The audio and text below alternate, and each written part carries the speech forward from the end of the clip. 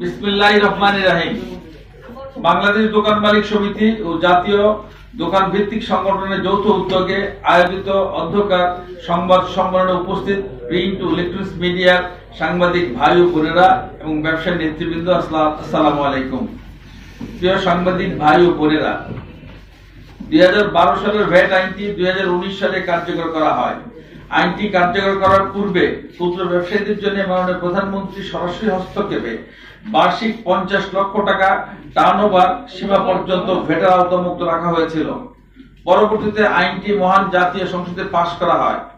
বর্তমানে করোনা মহামারীর এই সময়ে অনেক ক্ষেত্রে এনবিআর দোকান মালিককে না জানিয়ে জোরপূর্বক রেজিস্ট্রেশন আওতায় আনছেন। এই আইনে বলা হয়েছে, রেজিস্ট্রেশনকৃত দোকানসমূহ 15 তারিখের মধ্যে রিটার্ন দাখিল না করলে 10,000 টাকা জরিমানা। এনবিআর ইতিমধ্যে 3,50,000 দোকান ও প্রতিষ্ঠানকে রেজিস্ট্রেশন আওতায় এনেছেন। তথ্য সূত্র এনবিআর। তার মধ্যে 3 লক্ষ দোকান ও প্রতিষ্ঠান জানে না তাদের রেজিস্ট্রেশন আওতায় আনা হয়েছে। এমত অবস্থা লক্ষ লক্ষ দোকান প্রতিষ্ঠান 10,000 টাকা করে জরিমানা, কারো 6 মাস, কারো 8 মাস, কারো 10 মাস, কারো বা তারও বেশি জরিমানার বকেয়া হয়ে পড়েছে।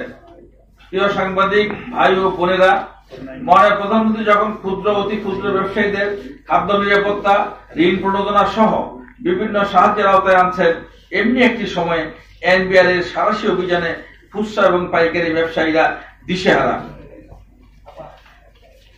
এই নতুন ভ্যাট আইনে বলা ছিল, দোকান এবং প্রতিষ্ঠান রেজিস্ট্রেশন আওতায় আসার সাথে সাথে এনবিআর ইএফডি মেশিন স্থাপন করবে। দুঃখজনক হলেও সত্য, এনবিআর এর তথ্য মতে সারা দেশে মাত্র 3,000 ইএফডি মেশিন স্থাপন করতে পেরেছেন, যার ফলে নিম্নরূপ সমস্যার সৃষ্টি হচ্ছে। 1. মার্কেট ও বিপণী বিতানে 500-600টি দোকান বা প্রতিষ্ঠান থাকলে সেসব মার্কেটে 15-20টি ইএফডি মেশিন স্থাপন করতে পেরেছে, বহু মার্কেটে এখনো স্থাপন করতে পারেন নাই। এতে করে 15-20টি দোকান এবং প্রতিষ্ঠান মেশিন বসানো হয়েছে, সেই দোকানগুলো ক্রেতা শূন্য হয়ে পড়েছে।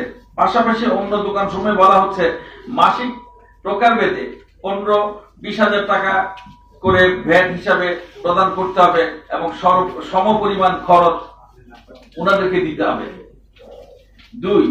এই করোনা মহামারীর সময় যখন মানুষ ব্যবসা ও আয় রোজগার নেই বললে চলে, তখন এনবিআর এর গোয়েন্দা শাখার লোকজন তার পোশাকের পিছনে কালো জ্যাকেট পরিহিত, পিছনে লেখা ভ্যাট, অতর্কিতভাবে বিভিন্ন মার্কেট ও ব্যবসা প্রতিষ্ঠানের তল্লাশির নামে দোকানে রক্ষিত কাগজপত্র জব্দ করে নিয়ে যায়। অনেক সময় উক্ত প্রতিষ্ঠানের দায়িত্বরত ব্যক্তিকে তুলে নিয়ে যায়, যার ফলে ঢাকা সহ সারা দেশে ক্ষুদ্র অতি ক্ষুদ্র ব্যবসায়ীরা চরম আতঙ্কের মধ্যে আছে। এতে ব্যবসায়ী বান্ধব সরকারের সুনাম ক্ষুণ্ণ হচ্ছে। প্রিয় সাংবাদিক ভাই ও বোনেরা, এখানে বিগত বছরে ক্ষুদ্র দোকান ও প্রতিষ্ঠানের খুচরা পর্যায়ে প্যাকেজ ভ্যাটের আওতায় একটি পরিসংখ্যান তুলে ধরা হলো। আনুমানিক 2016-17 অর্থ বছরে মোট সংগৃহীত প্যাকেজ ভ্যাটের পরিমাণ 60 কোটি টাকা।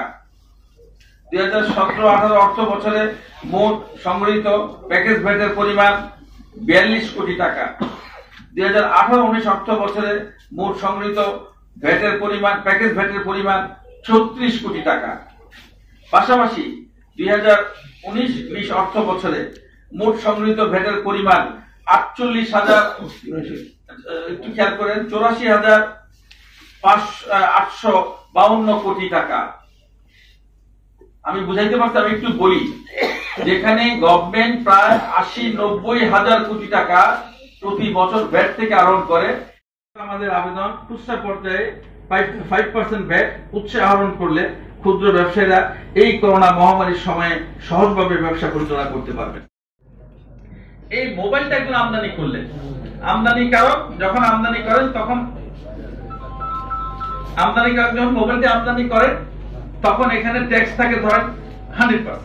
100 টাকা মোবাইলে 100% ট্যাক্স হলো, আরো 100 টাকার সঙ্গে যুক্ত হয়। এটার সঙ্গে এটি আছে, আরো আগে ছিল 5%, এবার করছে 3%। ধরুন আরো এখানে 100 টাকার মধ্যে 3 টাকা যোগ হয়।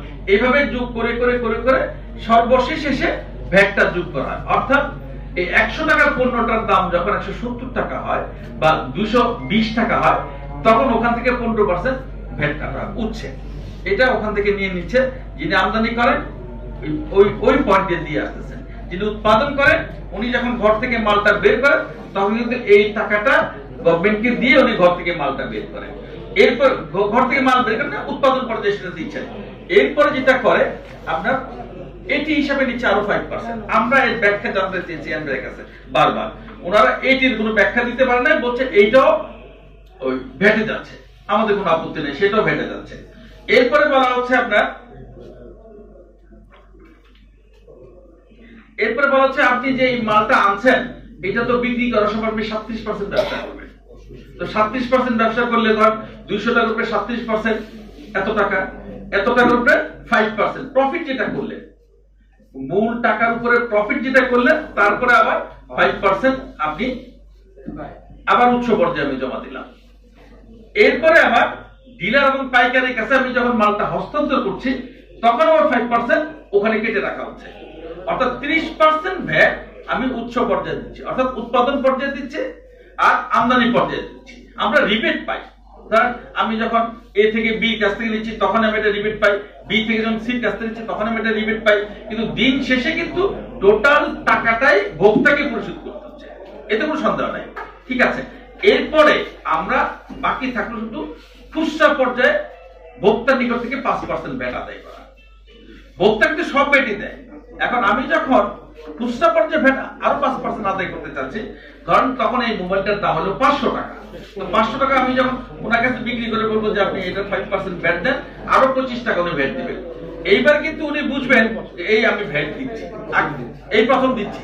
আগেরগুলো কিন্তু উনি জানেন না, আগেরগুলো ব্যবসায়ী দিয়ে ব্যবসায়ী এই পণ্যের উপরে দামটা ফিক্সড করে সে বাজারে বিক্রি করতেছে। আমি যখন এই 5% দিতে যাচ্ছি তখন কিন্তু ব্যবসায়ী এবার বুঝলো, হোটেলে বলেন, আমার কাছে বলেন, ইলেকট্রনিক্সে বলেন, টাইলসে বলেন, যেখানে যান তখন কাস্টমার বুঝলো যে আমি এই 25 টাকা দিচ্ছি। এই 25 টাকা নেওয়ার জন্য আমাকে ইনফ্রাস্ট্রাকচার দিতে হবে, অর্থাৎ ইএফটি মেশিন দিতে হবে। যে ইএফটি মেশিনের মাধ্যমে আমি ধরেন 537 টাকার 5% ভ্যাট, আমার লোকজন কোথায় হিসাব করা, আমি যখন ইলেকট্রনিক্স ডিভাইস মেশিনে টিপ দিব ও আমাকে বলে দিবে এই 137 টাকা বা 237 টাকার 5% ভ্যাট কত, ওই টাকাটা কেটে আমি গভর্নমেন্টের কোষাগারে জমা দিব। এবং ইএফটি মেশিনের সুবিধা হচ্ছে আপনার, আমি যখনই 5 টাকা বা 10 টাকা ভ্যাট কাটবো, এনবের সেন্ট্রাল যে সার্ভেয়ার আছে ওখানে এটা ক্লিক করবে যে এত নম্বর প্রতিষ্ঠান বা এই প্রতিষ্ঠান এত টাকা ভ্যাট এখান থেকে আদায় করছে, এখানে কিন্তু ভ্যাট চুরি করার কোনো সুযোগ থাকবে না। আমি যখনই 5 টাকা নিচ্ছি 10 টাকা নিচ্ছি তখনই কিন্তু তার সেন্টার সার্ভেয়ারে সেটা ক্লিক করবে। তো ক্লিক করলে আমার কিন্তু মানে পালাবার সুযোগ থাকবে না। এইটা আমরা পাচ্ছি না, মাত্র ওনারা 3000 মেশিন এতদিনে জোগাড় করতে পারছে সারা বাংলাদেশের জন্য।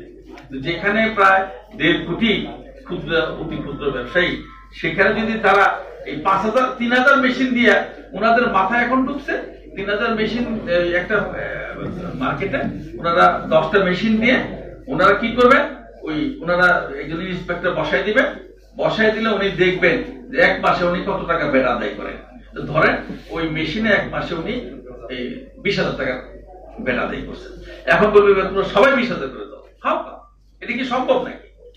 এটা সম্ভব নাকি? সেই ক্ষেত্রে আমরা যে কথাটা বারবার বলছি, তোমরা যে মেশিনগুলো নিয়ে আসছো সেইগুলো কাজে লাগাও। যে কোনো একটা সেক্টর তোমরা খুঁজে বের করো যেখানে 3000-এর বেশি সারা বাংলাদেশে দোকান হবে না, ওইসব দোকানগুলোতে বা ওইসব প্রতিষ্ঠানগুলোতে তোমরা ইএফটি মেশিন বসিয়ে দাও, জনগণের কাছ থেকে, ভোক্তার কাছ থেকে ওরা ভ্যাট নিয়ে ভ্যাট জমা দিবে। আর আমরা যারা যেসব দোকানে বা প্রতিষ্ঠানে তোমরা ইএফটি মেশিন বসাইতে পারবে না, সেই ক্ষেত্রে এই 5%, কারণ আমি কিন্তু উন্নয়ন চাই, আমি দেশের উন্নয়ন চাই, আমি দেশের নাগরিক, আমি কিন্তু আজকে অহংকার বোধ করি যে আমি বাংলাদেশের নাগরিক, বিকজ আমার দেশ আজকে যে কাজগুলো করে সেগুলো কিন্তু সারা পৃথিবীর কাছে এক ধরনের অনুকরণীয়। ওনারা কিন্তু এগুলো নিয়ে বিস্ময়কর অবস্থা প্রকাশ করেন। 2% জমি সহ একজনকে আমি আধা পাকা ঘর মাননীয় প্রধানমন্ত্রী দিচ্ছেন, এইটা যিনি পাচ্ছেন তার জীবনেও মানে মনে হচ্ছে যে উনি এটা বোধহয় আল্লাহ ওনাকে দিচ্ছেন, এরকম একটি বিষয়। অতএব আমরা পিছাইতে চাই না, সেই কারণে আমরা বলছি এই যে 5% ভ্যাট যেটা রয়ে গেল আমাদের খুচরা পর্যায়ে, এইটা তোমরা উচ্চ পর্যায়ে নিয়ে নাও, নিলে কিন্তু তারা 4 থেকে 5,000 কোটি টাকা অতিরিক্ত পাবে। এটা বাংলাদেশের ইতিহাসে কখনো পায়নি। আমরা এই পদ্ধতিটা আমাদের বলছি, তাতে করে এই মুহূর্তে আমাদের ব্যবসা বাণিজ্য আমরা হারিয়েছি, ব্যবসা অবস্থা খুবই খারাপ। আপনি জানেন প্যান্ডামিকের কারণে আজকে প্রায় দেশের অর্ধেক অঞ্চল লকডাউন চলছে। এবং ঢাকা শহর কার্যত আজকে থেকে অবরুদ্ধ হয়ে গেল, ঢাকা শহরে অন্য কেউ ঢুকতে পারছে না। এই যে একটি মহামারী আমরা ফেস করছি, এটা আমাদের সবাই মিলে কিন্তু এটা আমাদের ফেস করতে হবে। জানি না আল্লাহ আমাদের ভাগ্যে কি রেখেছেন, আমরা চেষ্টা করছি। এই মুহূর্তে আমরা চাই না আমাদের প্রতি কেউ আইসা এই ধরনের আচরণ করুক, যে আচরণে একজন ক্ষুদ্র ব্যবসায়ী, একজন ক্ষুদ্র প্রতিষ্ঠানের মালিক উনি যাতে কষ্ট না পান। আমরা মেশিন ওনারা পর্যাপ্ত পরিমাণ না, এফডি মেশিন দিতেই পারেন না, সেই কারণে আমরা বলছি এই মুহূর্তে প্যান্ডামিকের সময় মানুষ ব্যবসা হারিয়েছে, তার আয় রোজগার হারিয়েছে। এই মুহূর্তে সরকার বা এনবিআর উচ্চ পর্যায়ে এই 5% ভ্যাট ওনারা আদায় করে নেন, তাতে আমাদের ব্যবসা নিচের লেভেলে এসে অর্থাৎ খুচরা পর্যায়ে এসে আমাদের বৈষম্যের সৃষ্টি হবে না। এখন ধরেন আমি শুধু একটা উদাহরণ দিলে আপনি বুঝবেন, মৌচাক মার্কেটে প্রায় 100 স্বর্ণের দোকান, সেখানে 10টি স্বর্ণের দোকানে এফডি মেশিন বসিয়েছে। আর ওই 10টি দোকানে এফডি মানে স্বর্ণের দোকান হচ্ছে 7.5% ভ্যাট। তো এক ভরি স্বর্ণের দাম এখন 70,000 টাকা, এর সঙ্গে যুক্ত হবে আরো প্রায় 6,000 টাকা। তো কাস্টমার কি করছে, এখন ওই দোকানগুলোতে যাচ্ছে না, পাশের দোকানগুলোতে যাচ্ছে। ওই দোকানগুলোতে কার্যত ব্যবসা বন্ধ এখন প্রায়। সেই ক্ষেত্রে আমরা বলছিলাম যদি সমস্ত দোকানে দেওয়া না যায় তাইলে ব্যবসার সমতা হারাবে, তাতে আমাদের মধ্যে এক ধরনের বিশৃঙ্খলা সৃষ্টি হবে। আমরা চাই এনবিআর তার দায়িত্বটা পালন করুক, আগামী 1 বছর সময় নেক অথবা 6 মাস সময় নেক। আমাদের প্রায় 70 থেকে, আমরা বলছি না 100%, আমরা বলছি 80 থেকে 90 ভাগ পাইকারি এবং খুচরা প্রতিষ্ঠানে এফডি মেশিন দেন। কারণ ভ্যাট তো দোকানদার এই ব্যবসায়ী দেবে না, ভ্যাট দেবে ভোক্তা। অতএব আপনি আমাদের রেস্তোরাঁ থেকে শুরু করে সব জায়গায় আপনারা আমাদের এফডি মেশিন বসিয়ে দিয়ে বলেন যে আপনারা ভ্যাট দেন, আমরা সবাই মিলে ভ্যাট দিব। যে ভ্যাট আমরা আরোহণ করবো সেই ভ্যাট আমরা রাষ্ট্রীয় কোষাগারে জমা দিব। আরেকটি প্রশ্ন করি, এখানে প্রশ্ন হচ্ছে এনবিআর যিনি চেয়ারম্যান সাহেব, ওনাকে একটি কথা মনে রাখতে হবে, ওনার আমরা কলিগ, বিকজ উনিও ভ্যাট আরোহণ করেন, আমরাও ভ্যাট আরোহণকারী, কিন্তু আমরা ভ্যাট প্রদেয়কারী না। ব্যবসায়ীরা ভ্যাট দেয় না, ব্যবসায়ীরা ব্যবসায়ীদের কাছে ভ্যাট তুলে নেয়, আদায় করে সরকারের কোষাগারে জমা দেয়। অতএব আমরা এনবিআর কাছ থেকে একটি সামাজিক ব্যবহার তাদের কাছ থেকে কিন্তু চাই। এনবিআর মাঝে মধ্যে এমন কিছু ব্যবহার করে, আজকে সারা বাংলাদেশে খোঁজ নিয়ে দেখবেন বিভিন্ন দোকানে বিভিন্ন প্রতিষ্ঠানে তারা কারো জ্যাকেট পরে এমন একটা ভাব যে আমি একজন আসামি, উনি একজন পুলিশ, এরকম একটি অবস্থা। আমি এনবিআর কে অনুরোধ করব, আমরা মনে করি এই রাজস্ব আদায় আমরা সবাই মিলে না করলে আজকে দেশটি কিন্তু এই উন্নয়নের জায়গায় পৌঁছতো না। মাননীয় প্রধানমন্ত্রী দিন নাই রাত নাই প্রতিদিন চেষ্টা করছেন 10 লক্ষ গৃহহীন মানুষকে উনি জমি সহ পাকা বাড়ি দিচ্ছেন। এইটা পৃথিবীর আর কোন দেশে পেরেছে কিনা আমরা জানি না। এর কিন্তু অংশীদার আমরা, বিকজ আমরা প্রতিনিয়ত ট্যাক্স ভ্যাট পরিশোধ করছি। এই কারণে আমরা বলছি আমরা এই উন্নয়ন থেকে পিছানোর কোনো আমাদের সুযোগ নাই। আমরা চাই এনবিআর খুবই নিয়মতান্ত্রিক ভাবে তার ইনকাম ট্যাক্সের আওতা বাড়াক, তার ভ্যাটের আওতা বাড়াক এবং যথাযথভাবে আমরা যাতে ভ্যাট এবং আয়কর দিতে পারি। হ্যাঁ, এখানে একটা প্রশ্ন আছে, যদি কোনো ব্যবসায়ী ভ্যাট এবং আয়কর চুরি করে, ফাঁকি দেন, সেই ক্ষেত্রে নিয়ম অনুযায়ী তার বিরুদ্ধে ব্যবস্থা গ্রহণ করবেন, এতে আমাদের কোনো আপত্তি নাই। কিন্তু আপনি যাবেনই একেবারে আসামি ধরার উদ্দেশ্যে, এইটা আমাদের আসলে মার্কেটে বলেন আমাদের সামাজিক ভাবে আমরা ক্ষুণ্ণ হই। আমাদের একটি সংসার আছে, আমরা ব্যবসা বাণিজ্য করে কিন্তু এই সমাজে চলাফেরা করি। অতএব আমি এনবিআর কে অনুরোধ করব আমাদের সঙ্গে যাতে সহনশীল আচরণ করা হয় এবং আমরা যে 5% ভ্যাট আমরা সবাই মিলে সিদ্ধান্ত নিয়েছি, এখানে সব নেতৃবৃন্দরা আছেন, কিন্তু আমরা সবাই মিলে সিদ্ধান্ত নিয়েছি যে আমরা এফডি মেশিনের মাধ্যমে ভ্যাট আরোহণ করে আমরা সরকারের কোষাগারে ভ্যাট জমা দিব। তাহলে গত 2 বছরে, তাহলে কেন গত 2 বছরে এনবিআর মাত্র 3000 মেশিন ওনারা প্রতিস্থাপন করতে পারলেন? এনবিআর বলে দেখ যেখানে মেশিন পাওয়া যাবে সেখান থেকে মেশিন কিনো, আমরা সেখান থেকে মেশিন কিনে নেবো, আমাদের তো কোনো আপত্তি নাই। কিন্তু সেই স্ট্রাকচার ওনারা তৈরি করবেন না, না করে ওনারা দোকানদারদের উপরে, পাইকারি খুচরা পর্যায়ে, হোটেলের উপরে বা অন্যান্য প্রতিষ্ঠানের উপরে ওনারা এই ধরনের জোরপূর্বক ওনারা ভ্যাটের জন্য কাগজপত্র নিয়ে আসবেন। এই থেকে আমি মনে হয় যে বিষয়টি এনবিআর একটু ভেবে দেখা উচিত। আমি অনুরোধ করতে চাই, বর্তমানে এনবিআর কর্তৃক 3000 এফডি মেশিন তাদের খেয়াল খুশি মতো অপরিকল্পিতভাবে স্থাপন করেছেন। অত 3000 মেশিনকে যে কোনো একটি খাতে পাইলট প্রজেক্ট হিসাবে করার প্রস্তাব করছি। আমি একটু ব্যাখ্যা দিচ্ছি, প্রত্যেকটা সাধারণ নাগরিকের বুঝতে কষ্ট হবে। আমাদের কথা ছিল যখনই এনবিআর একটি দোকানকে রেজিস্ট্রেশন আওতায় আনবে, নতুন ভ্যাট আইনে যেটা বলা হচ্ছে, তখনই তাকে ইএফটি মেশিন দিবে এবং মাস শেষে সে 15 তারিখের মধ্যে সে রিটার্ন সাবমিট করবে। রিটার্ন সাবমিট না করলে 10,000 টাকা জরিমানা, যে জরিমানা আপনার কিন্তু এনবিআর এর চেয়ারম্যানও সেটা মওকুফ করতে পারে না। এখন প্রবলেমটা হচ্ছে ওনারা এই পর্যন্ত 3.5 লাখ দোকানকে রেজিস্ট্রেশন আওতায় আনছেন, কিন্তু তার মধ্যে 3 লাখ দোকান মালিকই জানে না যে তাদেরকে রেজিস্ট্রেশন আওতায় আনা হয়েছে। এখন কি হয়েছে, প্রত্যেকের আপনার জরিমানা বাড়ছে। আর এনপিআর পাশাপাশি এই গত 2 বছরে মাত্র 3000 ইএফটি মেশিন বাংলাদেশে আনতে পারছে। এই 3000 ইএফটি মেশিন সারা দেশে বিভিন্ন জায়গায় দিতে গিয়ে টোটাল ব্যবসায় আমাদের একটা অসমতা চলে আসছে। একটি মার্কেটে যদি 500 দোকান 600 দোকান থাকে, সেখানে তারা 10টি অথবা 15টি দোকানে ইএফটি মেশিন বসিয়েছে। এতে করে যেটা হয়েছে, ওই দোকানগুলোতে কাস্টমার শূন্য হয়েছে, আর অন্য দোকানগুলোতে বলতেছে যে তোমরা প্রতি মাসে 20,000 অথবা 30,000 অথবা 40,000 টাকা দিবা, আর সঙ্গে অন্যান্য খরচ দিবা। এরকম একটা পরিস্থিতির মধ্যে কিন্তু এখন সারা দেশে খুচরা এবং পাইকারি ব্যবসায়ীরা এই একটি জায়গায় চলে এসছে। যে কারণে আজকে আপনাদেরকে এইভাবে ডেকে আপনাদের কষ্ট দিচ্ছি।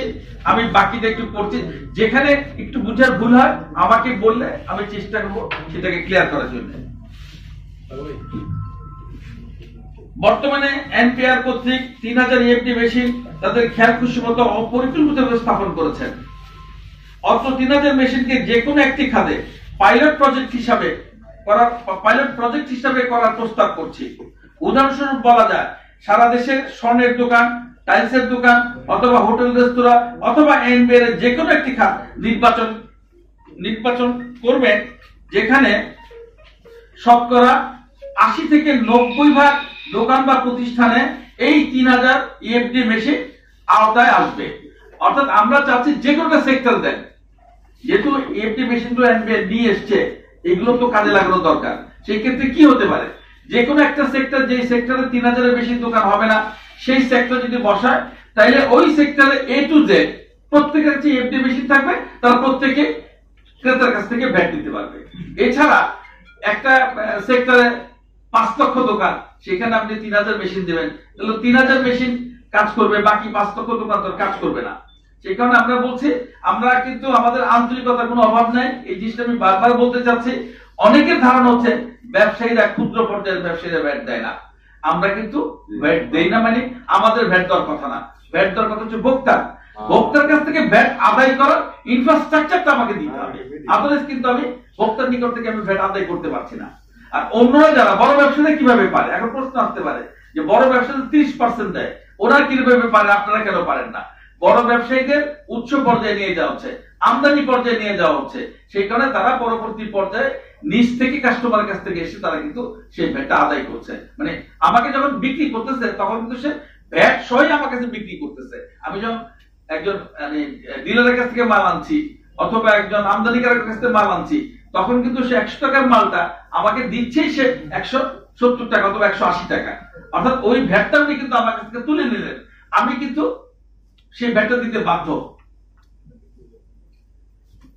2, যতদিন এনবিআর, একটু খেয়াল করেন, যতদিন পর্যন্ত এনবিআর সকল খাতে 80-90% দোকান বা প্রতিষ্ঠানে ইএফটি মেশিন আওতায় আনতে সক্ষম না হবে, ততদিন পর্যন্ত বিকল্প ব্যবস্থা হিসেবে উৎসে ভ্যাট আদায় করার ব্যবস্থা করতে হবে। আমি আবার একটু থেমে বলি আপনাদের, আমরা যে জিনিসটা এখন চাচ্ছি, কারণ একটা সেক্টরে ওনারা 3000 মেশিন দিলেন, 3000 মেশিনে তারা ভ্যাট দেবেন, জনগণ ভ্যাট দিবে, ভোক্তা ভ্যাট দিবে, ওনারা ভ্যাট নিয়ে জাতীয় কোষাগারে জমা দিবে। আর বাকি যে সেক্টরগুলো রয়ে গেল, অর্থাৎ বাংলাদেশে খুচরা পর্যায়ের দোকানের সংখ্যা, পাইকারি এবং খুচরা পর্যায়ের দোকান এবং প্রতিষ্ঠানের সংখ্যা প্রায় 1.5 কোটি। তো বাকিরা কি করবে? বাকিরা আমরা যে কথাটা প্রস্তাব করছি এখানে, যে 5% করে ভোক্তার কাছ থেকে নেওয়ার কথা, সেটা উচ্চ পর্যায়ে আমরা নিয়ে যাই। আমরা বিগত দিনে কি দেখলাম? বিগত দিনে দেখলাম খুচরা পর্যায়ে তারা 50 থেকে 60 কোটি টাকার বেশি ভ্যাট তারা আদায় করতে পারে নাই।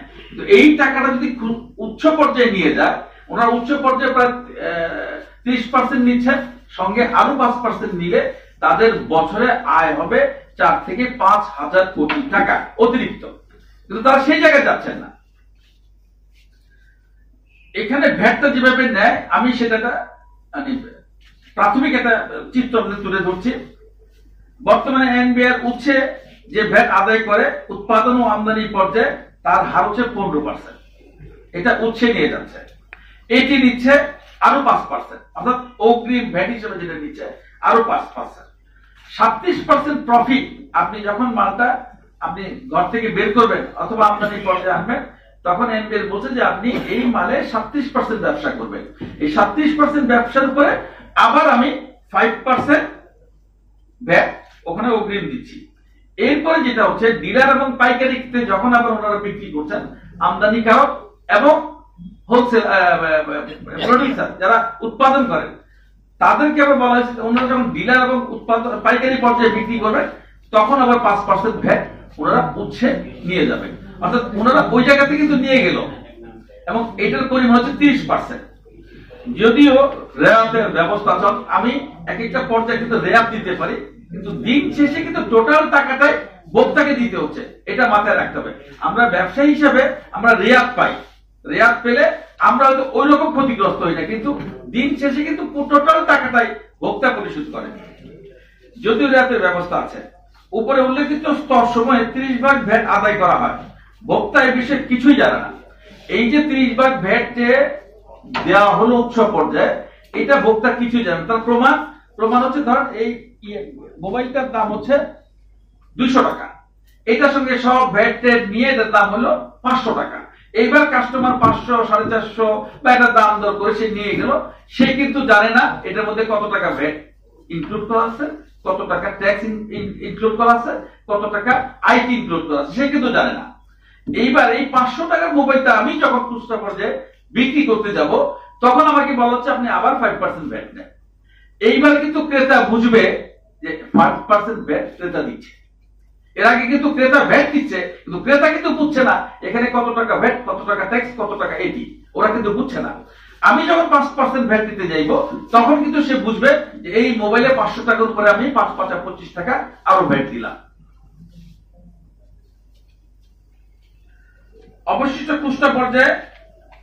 অবশিষ্ট থাকলো খুচরা পর্যায়ে ভোক্তার নিকট থেকে 5% ভ্যাট আদায়। এই আদায়ের সময় ভোক্তা জানতে পারবেন তিনি ভ্যাট দিচ্ছেন।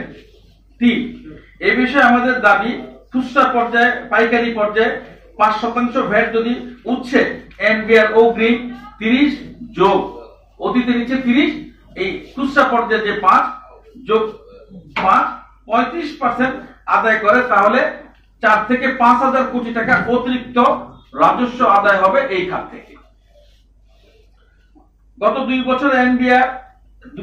বছর এনবিআর উচিত ছিল অন্তত 80 থেকে 90 ভাগ ইএফটি মেশিন খুচরা পর্যায়ে দোকান ও প্রতিষ্ঠানে স্থাপন করা।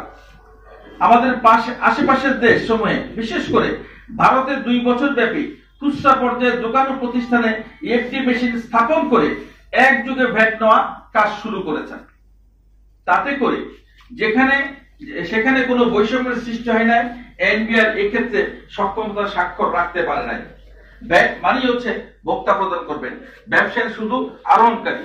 ভোক্তাদের নিকট থেকে ভ্যাট আদায় করে সরকারি কোষাগারে জমা দেবেন। 4, আয়কর আহরণে নেপালের চেয়ে পিছিয়ে বাংলাদেশ। এক্ষেত্রে আমাদের দাবি আগামী 2 মাসের মধ্যে প্রত্যেকটি উপজেলায় একটি করে আয়করের অফিস স্থাপন করে আওতা বৃদ্ধি করা।